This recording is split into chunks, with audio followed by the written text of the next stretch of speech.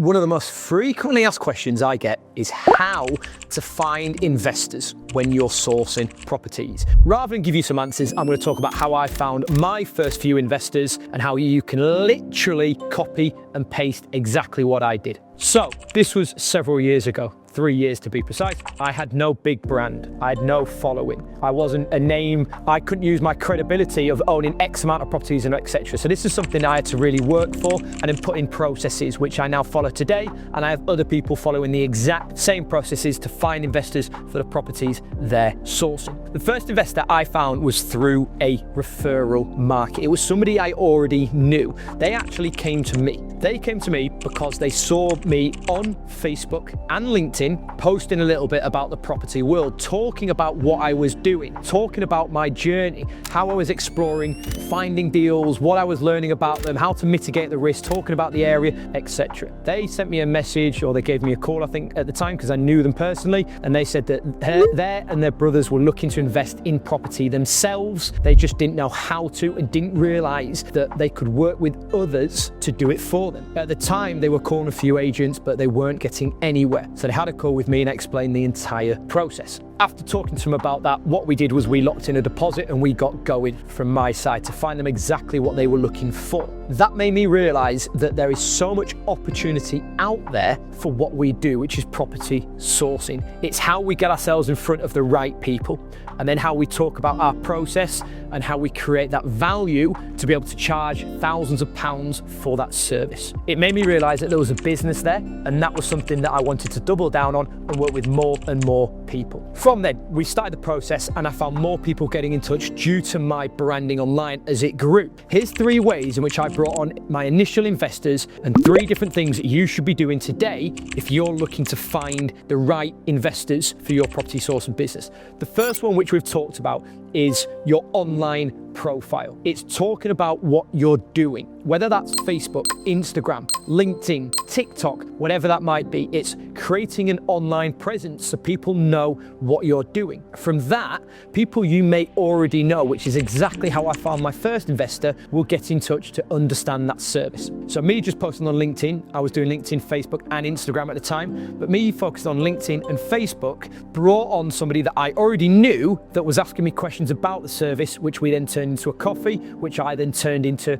me charging a fee, and we charged £5,000 for that service. We found a very good property that even now is making good money, and I believe they've refinanced and they're looking to purchase their next one. So it's worked out very well. I've talked about the different social media platforms. One of the biggest and the best is LinkedIn. It's an area that I focus heavily on, and it's something that when I'm doing my training with my mentees to find investment, is something that we focus heavily on as well. Building the right profile, what to post, how to message, what to message, who to message, etc. There's a really important process and a step-by-step blueprint that we put in to find the right investors. LinkedIn is so important because that is where investors are based. That is where the directors, that is where people that are looking to invest in property are sitting and utilizing. We need to get ourselves in front of the right people, whether that's posting about it or messaging. If we're attacking both angles, we're more likely to get in front of the right people.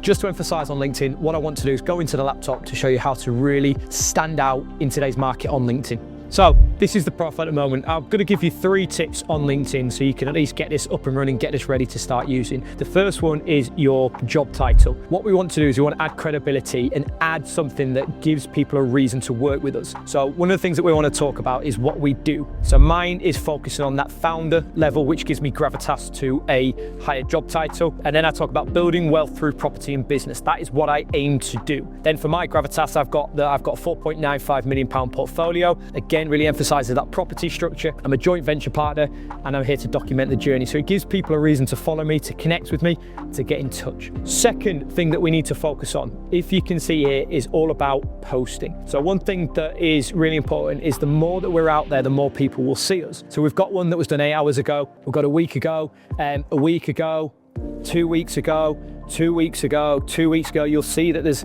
3 weeks ago. So what we're doing is we're posting 3 to 5 posts a week, which LinkedIn will enjoy the algorithm, so it pushes you out to more people. And what that does is getting more people that will see what you're doing to get in touch. And then the final thing, which I won't click on, is messaging people. What we want to do is we want to be sending messages to people we're connecting with. Through sending messages is what we talk about, is what we're here doing, what we can do to help people, and then we want a call to action that gets them to respond. Something like, have you thought about property investing this year? Or what are your plans when it comes to investing this year? Something to get people to respond, rather than saying, let me know if you ever want to invest, or whatever the case might be. Just to emphasize, this is what we teach. So there are a bit more of an in-depth process, nuances. What we do is we help work as a team to find the best type of messages, what works in the current climate, what is the best way to set your profile up. So I do this where we sit on a one-to-one and we help set people's profile up. So if you are interested to learn a little bit more about how to really utilize LinkedIn, I mean, this was a very quick case study. If you want to really utilize your LinkedIn, make sure you do click on the links below, get in touch, and we can explore how to really get the most. LinkedIn is one of the best platforms when it comes to getting in touch with investors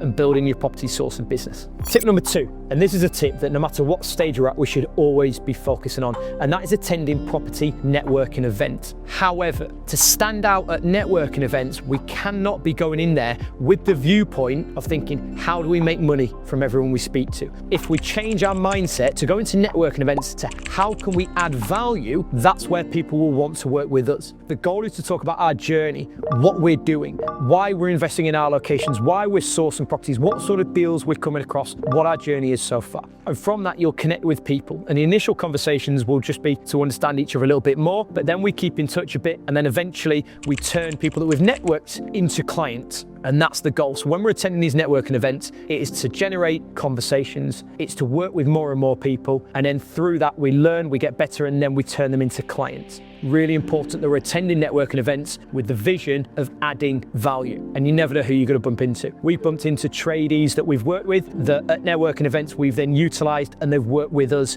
in another manner. So it's not always turning into them sort of clients, it can be turning into anybody that we can network with and help grow our business whilst we're helping grow theirs. Again, as I always like to give examples, my second investor actually came from a networking event. It was attending a networking event that was local to me, and it was speaking to a few people and having conversations talking about what I do. And from doing that, there was actually somebody there that wasn't originally looking to invest in property because they were looking to learn other strategies. But from that, after a few conversations, they then realized that the best strategy was one that I was talking about, and they then decided to work with me because they were based a bit further away, invest in the area, and I helped them through that sourcing process. Exactly the same as the first investor I worked with through online platforms, but this was in-person networking event. I didn't go in there to speak to them in the sense of going, work with me and I'll help you. I went in there as networking with people. We networked a little bit more, talked a little bit about the different strategies, which then that turned them into a client of mine. So that's the second way that we need to be approaching to find investors, clients, or just to network in general. And finally, the third tip, which is something that needs to be implemented no matter where you are in the stage, and this is going to sound quite funny, but that is talking to people. That sounds very, very silly, but I want to give you an example where this helped me make £12,000 as a business. I went out for a few drinks with a friend. We went to watch the football. Can't remember who was playing, but we went to watch it nonetheless. And a friend of a friend came to watch it as well. He was up in Leeds. He lives in London. He sat with us to watch the football and started talking a little bit about his business, how it was growing, and how he had excess funds that he was looking to invest. I then overheard, we got into a conversation about property and what I was looking to do. He showed good interest in that, and then what we did was we booked in a call for a few days on. He then went back down to London, we jumped on a call, and from that we talked about what I provided, a consultancy service where we help investors that are based throughout the UK or even abroad invest in property in the north.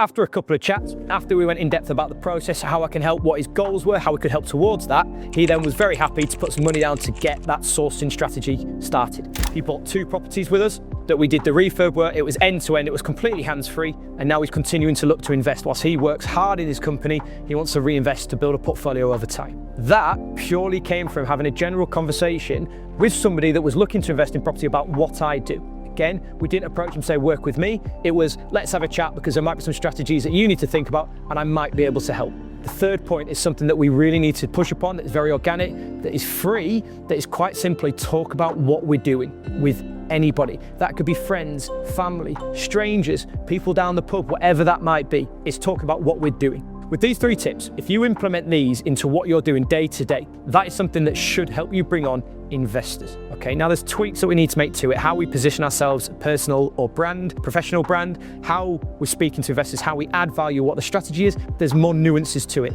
But to speak to the right people, to get in front of the right people, following them 3 tips should help you bring on that first or second investor, which then helps you reinvest to grow the business if property sourcing is something that you want to be doing. So if you're out there and you're following these techniques and you're finding yourself struggling to bring on the right investors, you need to ask yourself this one thing. Are you doing enough of the right things to bring on investors?